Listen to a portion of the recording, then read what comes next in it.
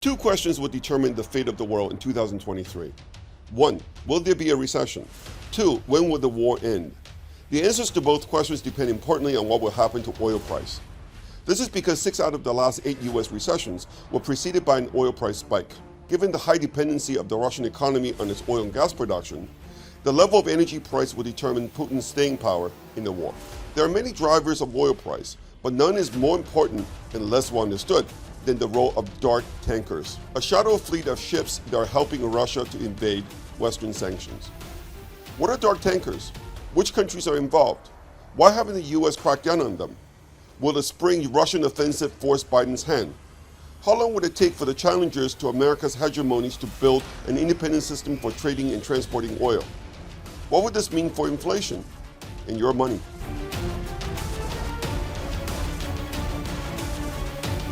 Hi, I'm David Wu, a former Wall Street strategist with a 20-year track record making actionable predictions about major global change. Welcome to The Money Game, where I take on groupthink, propaganda, and conspiracy theories in my critical analysis of markets, economics, and politics. Before we begin, please hit subscribe and the bell button so that you'll be notified when a new video comes out. I have the great pleasure of being joined today by Ami Daniel, who's the CEO and the founder of Windward, which is the world's leading company when it comes to AI platform, when it comes to shipping, intelligence. Windward counts among its clients some of the biggest intelligence agencies, some of the biggest oil companies, and some of the biggest regulators in the world. And there's nobody who's probably as informed as Ami about this issue of dark tankers right now. So Ami, thank you very much. Good morning. It's great to be with you guys. And hi, David. Thanks for having me.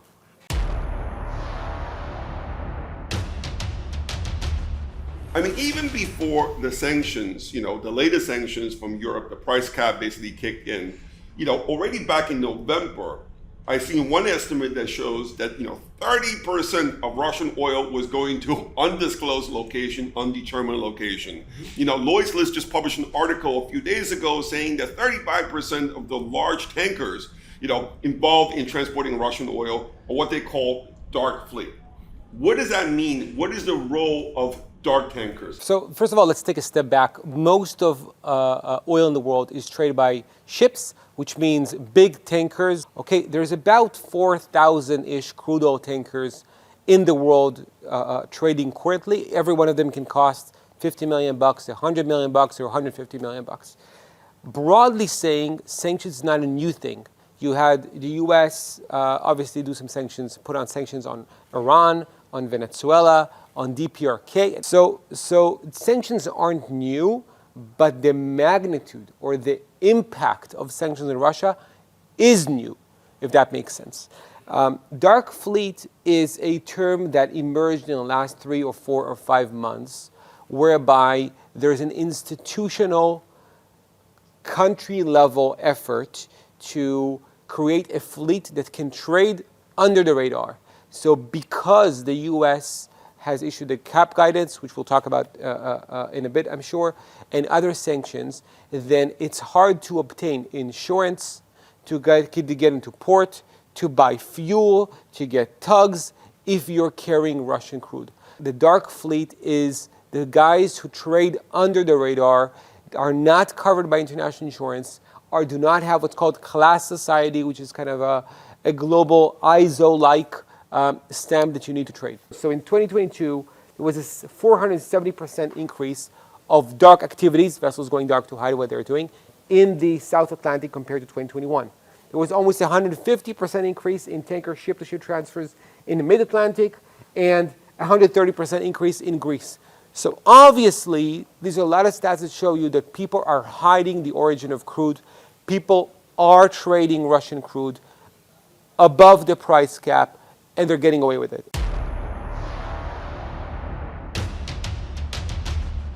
One of the reasons why the Russian oil's output has remained relatively stable throughout the sanctions is because they've been able to increase their export to China, to India, and Turkey. That have now pretty much replaced Europe, as the biggest destination of Russian oil export. And yet there are these dark tankers that are, supposedly transporting the oil to, undetermined location, right? If these countries, China, India, and Turkey, are already openly buying this crude, what's the problem basically just going public with buying more. I mean, what I'm trying to basically say is the so-called undetermined locations. Where are they going to? We have seen a surge of about 54% of tankers coming from Russia into India and China. And I think that's notable. Where is all the rest of the oil going? It's a good question. I would bet my bucks they're going into countries which are not necessarily G7, EU, US, and not just China or India. And there's a lot of middle tier in that.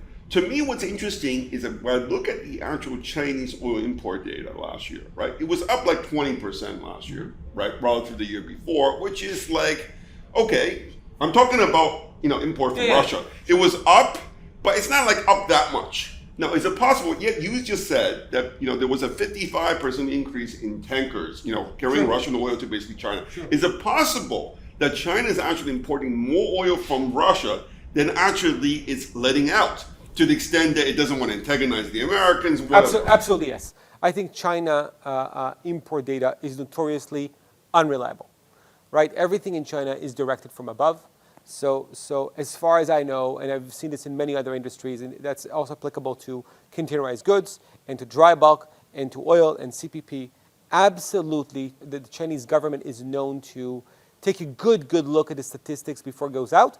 Interesting question is the petroleum reserves in China, because they're going to run out of space at some point. Because when oil is low, people want to buy a lot of oil and store it because the cost of storing it is not very high. So I think you can see that pool, but that pool can continue up to a certain amount. So Saudi, you haven't mentioned Saudi, but Saudi has been importing from Russia a lot. It makes more sense for Saudi right now to import from Russia and sell their own crude, because there's a 30% spread there, than refine their own crude. And it's a new phenomenon we haven't seen. Presumably, you cannot put a name on basically a barrel of oil, right? A barrel of oil is barrel of oil. Of course, I mean, there are different types of oil, and so on and so forth. Is it possible that dark tankers have been involved in shipping Russian oil, to Europe?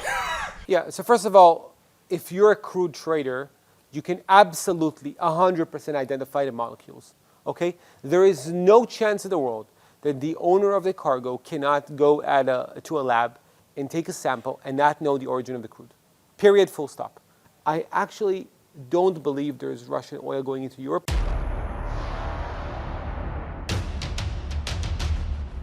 We see there's a dark fleet, 100, 200, 300 tankers, who knows, but that's about the amount.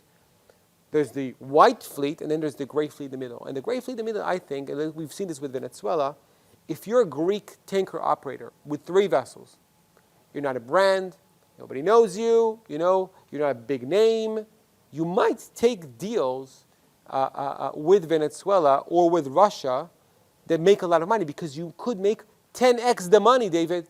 10x the money on one voyage.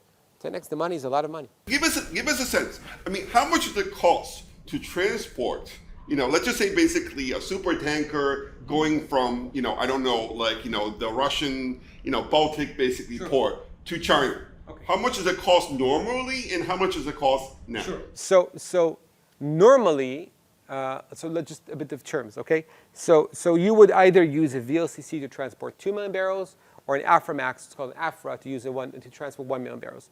Historically, these were interchangeable. So the price of 2 Afras was the same as 1 VL. And then you could have said, I do these 2 or this one, it cost pretty much the same. But because Russia right now is under sanctions, you actually can't really have big vessels going into the deep ports. And because they need to go into deep ports themselves. It's like airplanes, like the Airbus A380, right? It needs a lot of infrastructure to go and trade somewhere or go to transport people to an airport. And these ships can't go into Europe because they're sanctioned. So then the demand for shipping, also called ton miles, and I'll just give the viewers an example here. If you transport 1 million tons for 1 mile, you do 1 million ton miles. So because this oil is not going into Europe anymore, but to China and India, then it's required to be transported longer distances. and then demand for ton miles has shot up the roof right now.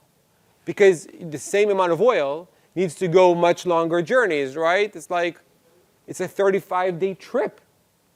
It's not a 5-day trip, it's a 35-day trip. So what we're seeing is an anomaly in freight rates, and I'll give you some numbers. One of my customers last week in Greece, or the week prior, told me that they've chartered a vessel for an Aframax for $200,000 a day, just freight, right? That vessel would have gone for $40K a day a few months earlier. One deal for that shipping company I mentioned to you, $200,000 a day. Aframax, just to be clear, you're talking about $12 million of a deal per vessel. So if you are operating 100 vessels, $12 million a month, it's a big number. Because to buy such a tanker, how much would it cost? Like $100 million? $100 million, yeah. So basically, it's like, well, you do 10 of these trips. You make it back in 6-7 months, absolutely. Incentive right now is so great that for people to cheat the system, it's absolutely overwhelming, especially given I understand, like the European Sanction Directive basically says, well, if you're caught in violation of the sanctions, you would be basically banned for only 3 months, which means, like, you know what? You could basically, if you make $12 million, you sit it out, you basically take a break for 3 months, it's still nothing. I absolutely agree with you. That's why I said I think enforcement is the open question. It is completely unclear what would be the enforcement. I'll even give you a bigger example. The EU, I think in the 8th sanctions package, made the sanctions criminal. So that means you could be taken to prison theoretically, in Greece or Germany if you trade in Russian oil above the price cap. But no people have been taken to prison. From a trading perspective, a lot of people, I believe, will be making a lot of money due to these sanctions, and that's why I am not under the opinion this war is going to end. Because everybody's just making a lot of money. The Americans are making money because the Pentagon can sell, sell, somebody's paying, right? Taxpayer money. Weapons to Ukraine. Oil traders making money. Trafigura posted a $7 billion profit in 2022. $7 billion of profit, record year. And so I expect all the other traders to have the same record year because of the volatility. They're making money. Tanker operators are making money. You know, as you said, UAE, China, India, they're making money, right? Russia is still making money, my friend. So I wonder what's the interest in stopping all this. And if you look at the oil majors, S&P 500 energy stocks were up 60% last year. Of was course. by far the best performing sector in the world. Of so course. basically this war and the related sanctions is creating a racket. I mean, basically the victims here so far are basically the consumers, especially consumers in poor countries. Absolutely. Right? Poor people spend higher share of their income on energy, on transportation than rich people. So in the end, the war, especially the sanctions, all it's doing is impoverishing the poor in the world while basically making people a lot of rich money.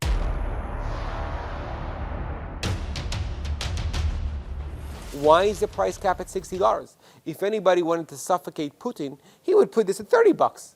And that's probably because they don't want to drive the world into recession, which is probably already there. By the way, I can tell you, and I'm not sure all the viewers know that, there's been a drop of approximately 30% in the container import to the US in Q4.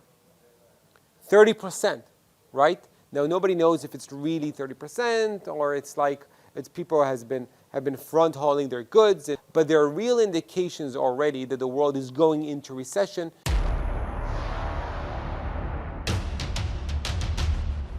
I think 2022 shows that the Russian economy was relatively insulated from the sanctions. And largely because, by the way, because Russia has a very strong, macro framework to the extent that prior to the sanctions, prior to the war, it was running a current account surplus and a budget surplus. I mean, very few countries in the world can boast of a twin surplus like Russia. As a result, they were able to basically weather the war. Now, however, again, this is why the sanctions is so important. If the sanctions start to really hurt Russia in terms of the prices it's able to realize for its export, then I think the Russian economy arguably longer term is going to have a problem. And it also raises question as to whether Putin, because we can sit here and say, well, who has the staying power? Right? I think, personally, I think, Putin does not have time on his side. This is why he needs to go on a major offensive. The only way he can actually send a strong message to the West to stop sending money to Ukraine is that there's no way Ukraine can win this war. And this is why, to me, the coming offensive is going to get very interesting. And I think it's going to come with a lot of basically force. Now, let me ask you a question. Let's imagine this happens, right? Because there's a big debate going on right now. When is the offensive going to happen? Now they just drafted 300,000 people. Yeah. You know, there have been massive, basically bombing of, Ukrainian massive bombing, right? bombing. That's taking out their electricity, and then 60% of their trains run on basically electricity. So from that point of view, the ability we have to employees move, in Ukraine. Some of them don't have heating. yeah. It's crazy. So from that point of view, it seems to me, I mean, as an Israeli, you were a naval officer before you founded basically UN war. Like, I imagine they're doing this in order to soften the Ukrainian defense, in order to go on the major offensive. Because at the end of the day, I'm going to assume that they don't have an unlimited stockpile of artillery, ammunition, so on and so forth, right? So imagine this is actually, and by the way, it's very interesting. You remember like Xi Jinping and Putin spoke last week. It was actually, they were almost going to meet. It was very interesting because the last time, if you recall, was when Putin went to Beijing for the Olympic, and then a few weeks later, Russia invaded. Boom. I have to imagine if you're Putin, if you're going to do something like that, you want to let your most important partner know, right? And you want to consultations, so on and so forth. So imagine this what happens. Like over the next basically 4 to 6 weeks, there's been a major Russian offensive, right?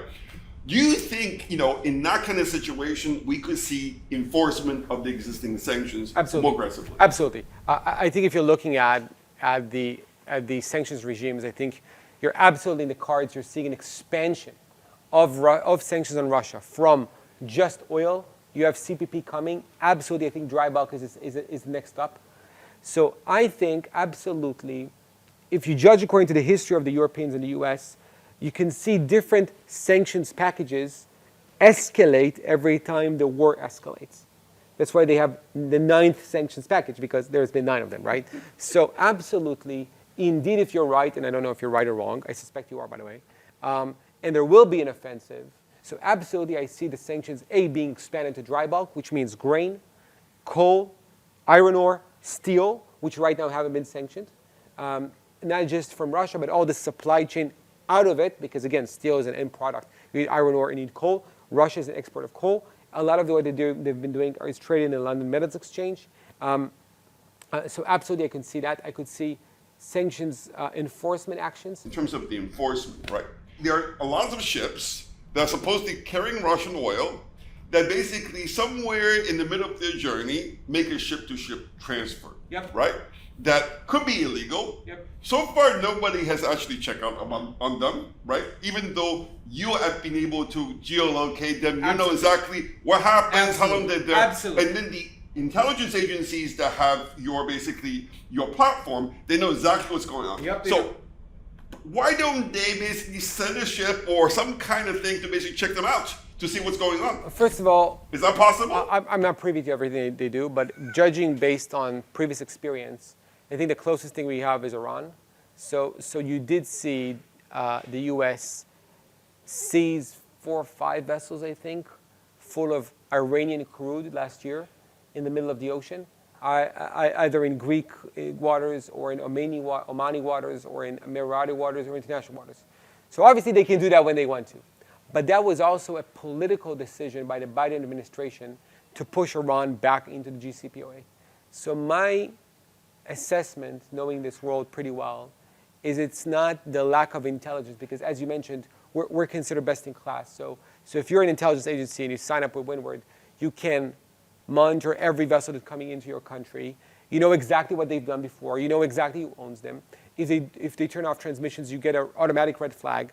You click twice and you get an optical imagery online on that vessel with that signature saying what they've done, right? So it makes the world very transparent and visible on a global scale in a way that hasn't been done before. And by the way, we had the first super major sign up to use our optical imagery in the platform in partnership with Planet Labs just the back end of last year. So we're seeing also the big traders and super majors adopt that level of technology as well. So I suspect it's not a matter of they don't have the intelligence. I suspect it's a matter of the decision makers not making yet the political decision to actually do that. Right, because they're also afraid if they seize one ship, oil price is going to go up $10.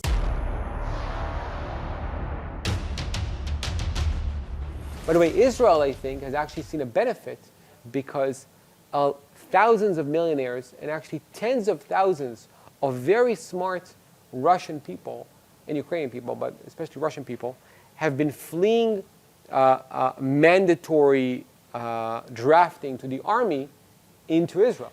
I actually have people I know who called me and said, listen, I've been on a business trip from Moscow to London with this trolley, and they told me I need to be drafted to the army, so I just took a plane to Israel. Can you help me get a credit card? So I think this has massive implication. I think Russia in the long term, you're talking about a brain drain. I think smart people don't see themselves long term right now in Russia. And capital and talent are right now highly mobile in the world. So as a country, as a society, you need to be very efficient and very attractive for people to stay there.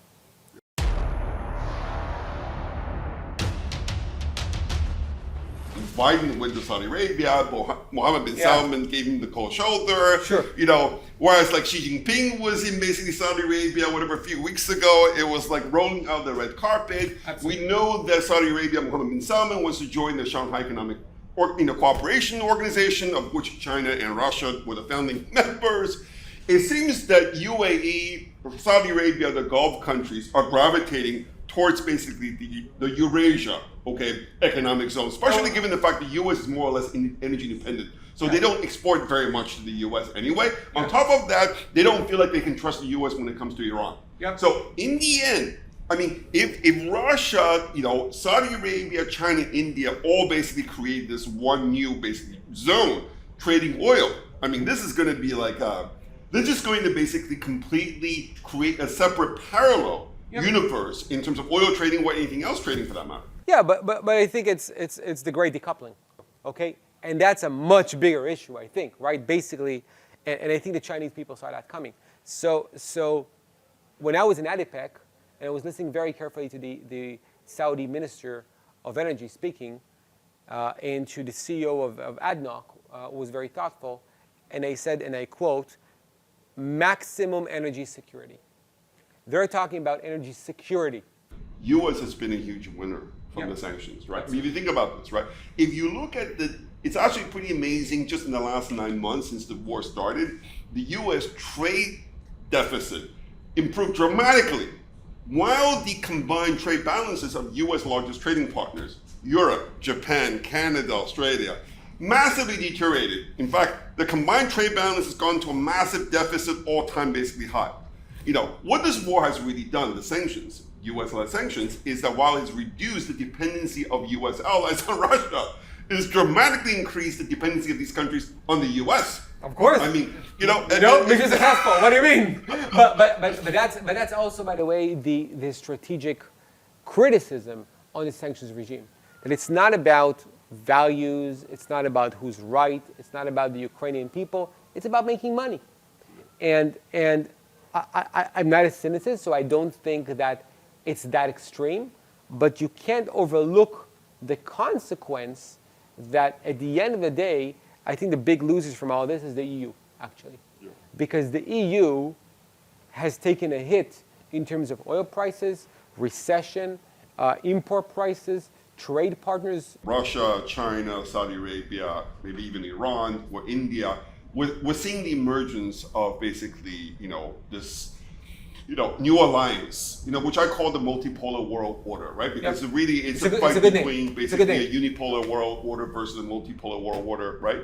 So these guys who are all big enough to really have the ambition to become a power center, they decide to collaborate with and take on the US, and they see Europe as being basically a weak link in that equation anyway. Absolutely. Now, Russia already has 100 basically tankers. Yep. They're probably going to be adding more, and with Saudi Arabia, China, India, they have their own tankers, presumably, and very soon. Yeah, Saudi has Bahi. Bahi has 220 tankers. Yeah. Exactly. So from that point of view, at what point, how long would it take for these countries to be able to really build out a totally independent, self-sufficient, basically transportation for the world's any years? Years? Not months. Years. Yeah, because how many years we're talking about? The question, it's a complicated question because the question is, it takes 3 or 4 years to build a ship. So you can't really build 200 ships like it's all overbooked basically. Probably 3 to 5 years, that's my guess. 3 to 5 years. Yeah, Okay. that's my guess. Which, by the way, from a strategic, if you take the Chinese perspective, democracy don't have to get reelected. Yeah. So they can take a long-term perspective, and in that sense, I would expect they've already put in plan to execute on building a fully sufficient. So if I were the Chinese or the Russian Ministry of Transport, I would tell them, guys, here's like $5 billion, here's $10 billion over the next 5 years. Your goal is to make a self-sufficient trading, shipping ecosystem that is not completely independent of the West, Yeah. which they haven't done so far. But I expect they will do. A lot of the world's tankers are, basically owned by the Norwegians, by the Greeks. All the reinsurers, the insurance companies are British, Swiss, and German. Yeah. Literally, that business, which is a very profitable business. How big is that business, by the way? It's a big business. The Chinese and the Russian and the Indians can take a very big part of that business. And right now, they're paying customers to these businesses. Yeah, they might decide to basically run these own business themselves. Yeah, listen, Russia has Sovcomflot, which was a proper operation pre-war. So Sovcomflot and BP, for instance, had a bunch of joint ventures. Yes. It was a proper, high-class, very good shipping company. Beyond Sovcomflot, you have really, China has Costco. So China, knows how to operate container companies and tanker companies and so forth. So they have the know-how and the ambition, the execution to do so. The UAE has ADNOC. ADNOC has 300 vessels now. So all these people know how to operate fleets. I think the problem is not just to buy vessels, it's also the insurance and the reinsurance and the financing is, I think, the soft spot, because the way marine reinsurance works, it comes into play only in oil spills. What happens if you have an oil spill, right? Do you get sued for billions? Who reprimands that? Who gives you the know-how for that? What do you do not just for direct insurance, but for reinsurance? It's a very complex, hyper-specialized world. Actually, you have 20, maybe 15 marine reinsurance companies. So it's not easy to replicate. So I think long-term, that's a very complicated area. All the oil and the cargoes you see on the seas are all financed. The trade finance industry, which takes about a 1.5% of interest per month, which is very profitable, obviously, is dependent upon what's called correspondent banking, which means, let's say I have a bank, and that's just a bank, and you have a bank, it's a bank. We might use Citibank in the middle as a correspondent bank because our banks don't have a relationship. So Citibank and Societe Generale and Bank of America and all these guys are all material and instrumental in being able to trade across the seas. And that's also hard to replicate because you need correspondent banking.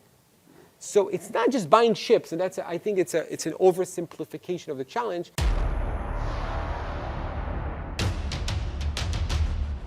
Europe, especially, now has the import of liquid natural gas. And then obviously transporting liquid natural gas using tanker is much more expensive than getting natural gas through pipeline. Sure.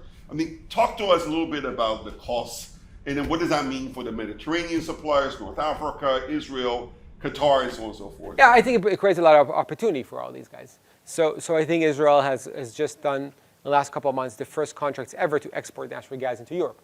That wasn't even an opportunity for Israel.